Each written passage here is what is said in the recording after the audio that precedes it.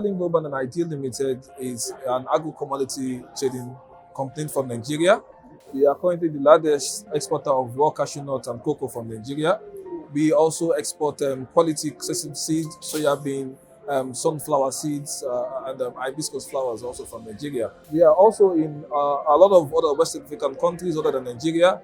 We are in Guinea-Bissau, Senegal, Ivory Coast, the Gambia. We also have presence in Cameroon also. What are your export destinations from Nigeria? For RCN, our major export destination is the Vietnam, Ho Chi Minh City and Vung Tau.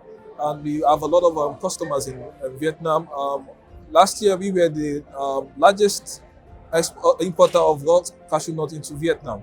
We are importing over 40,000 metric tons of raw cashew nuts from Nigeria. Also, we have a lot of exports from other countries too, but for Nigeria, we are the largest importer into Vietnam. So, what are the market trends in the recent years you are seeing in Nigeria? Okay, so the quality from what came out from Nigeria last year was better than all other West African countries. So we can see that the product from Nigeria is the best, although we are not getting a fair price of what we are giving out. Our quality is the best, but our price is one of the least in the market, and we expect that we have better pricing for our products. Also, the volume also is coming out from Nigeria is increasing.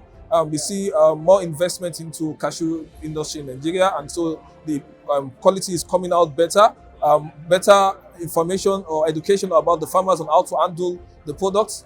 So we are seeing less bad quality, less wet bags, like over 40,000 metric tons of cashew into Vietnam and no single wet bag. So that is how fantastic we've been doing. And over the years, we've improved on our volume. We've have consistently over 40,000. Last 2 years, 40,000. Last year, 40,000. And definitely this year, we should get to 50 to 60,000. So some of the geopolitical issues are going on in Nigeria.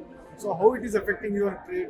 No, the geopolitical issues are in Nigeria does not affect the cashew trade, because the cashew trade is basically more in the southern part of Nigeria, and most of the issues are in the northern part of Nigeria. Yes, the southern part has a little bit of issues, but it's not as serious as the northern part of issues. And the issues are actually overbloated, because when you're in Nigeria, you see that nothing is happening. But when you see or watch maybe on X or Twitter before, then you feel like, oh, something is happening. Yes, some things are happening, but there are pockets in incidences, and it's not actually a big deal to the market. The market is growing, the market is moving, and everybody's happy about the market. So what are the challenges you are facing as an exporter? Okay, one of the major challenges that we've been facing as an exporter is moving the cashew out of Nigeria.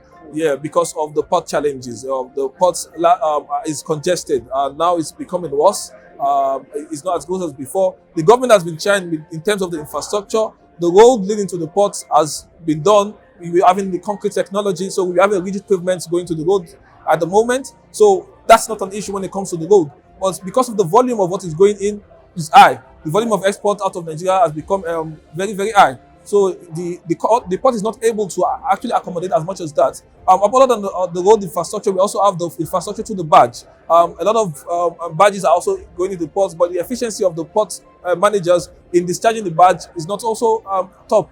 And another thing into the ports is also the rail, and which is what we as Starlink we are actually focusing on, because as Starlink we look at all the challenges and try to develop solutions to make us ahead of others in the market, and that is what gave us the edge to be able to do over 40,000 tons. So we are focusing on making use of the rail to take the containers into the terminal. The rail, we have the standard gauge, we have the narrow gauge, and we are using both to take our containers into the terminal. So we are trying to beat all these challenges using the rail system, and that's what gives us a top edge amongst other competitors. So what is the cargo availability and container availability in Nigeria, and what is the transit time?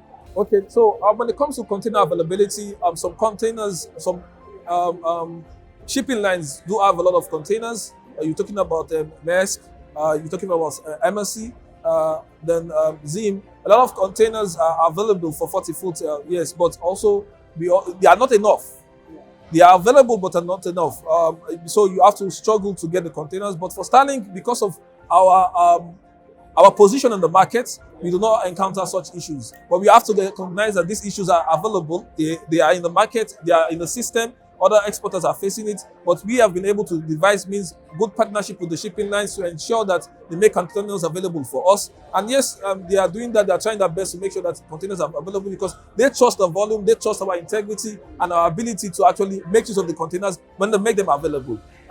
We also have the issues of transit time. Yes, our discussion with the shipping line is also to ensure that the transit time is reduced. Currently, you have a transit time of about 2 months, but it's consistently over the years, we've been having about maximum 40 days to Ho Chi Minh City with our negotiation skills with the shipping line. So that is what positions Starlinks ahead of others. Okay. Now the African countries are also concentrating on the processing.